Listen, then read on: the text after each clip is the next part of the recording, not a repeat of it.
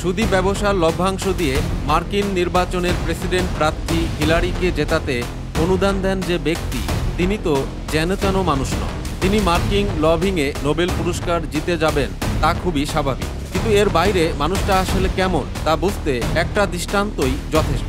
গণমাধ্যম ব্যক্তিত্ব মোহাম্মদ জাহাঙ্গীর দুরারোগ্য মরণ ব্যাধিতে আক্রান্ত, কিন্তু তার চিকিৎসার জন্য পর্যাপ্ত অর্থ নেই। অজ্ঞতা বন্ধু সহকর্মীরা হাত পেতে তার চিকিৎসার ব্যবস্থা করলেন, কিন্তু এ বিষয়ে নিশ্চুপ রইলেন তারই ভাই, যে কিনা জগৎ বিখ্যাত নোবেল লরিয়েট আর বিলিয়নিয়ার। হিলারিকে জেতাতে কারি কারি ডলার ঢালতে পারলেও আপন ভাইয়ের চিকিৎসার ব্যয় করার মতো অর্থ তার নেই। নিশ্চয়ই ব্যক্তি হিসাবে তিনি কতটা ভণ্ড তা বোঝাতে এর চেয়ে বড় উদাহরণের প্রয়োজন পড়বে। তবে হ্যাঁ, তিনি বর্তমানে ম্যাটিকুলাস ডিজাইনে বাংলাদেশের দখলদার সরকারের প্রধান। শান্তিতে নোবেলজয়ী ব্যক্তির সরকার 7 মাস অতিবাহিত করলেও একদিনের জন্য দেশের মানুষ শান্তি পায়।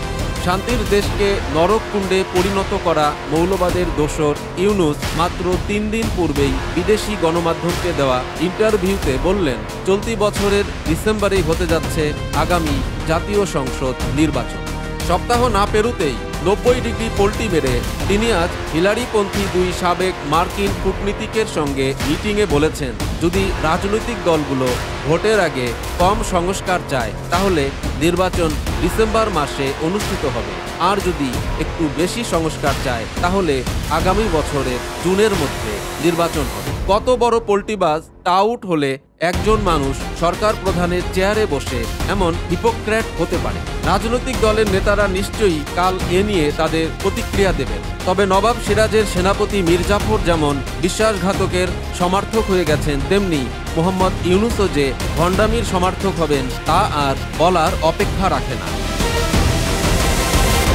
প্রিয় দর্শক, সমকালীন সব চমৎকার খবর ও বিশ্লেষণ দেখতে সাবস্ক্রাইব করুন আমাদের চ্যানেলটি।